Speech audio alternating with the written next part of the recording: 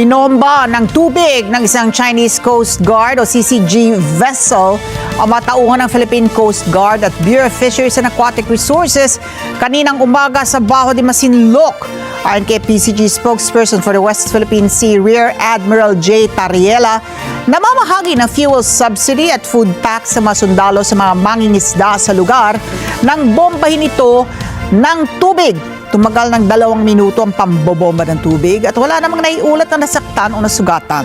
Nilinaw ni Tariela na nag-deploy ang PCG BFAR na mga barko upang suportahan ito pong kadiwa ng bagong bayaning mangingisda program at maghatid ng tulong sa mga Pilipinong mangingisda sa lugar. Bukod dito, nagsagawa rin ng dangerous maneuver. Ito pong barko ng China nang tumawid ito sa humigit kumulang 500 metro sa unahan ng BRP Datu Paiburong.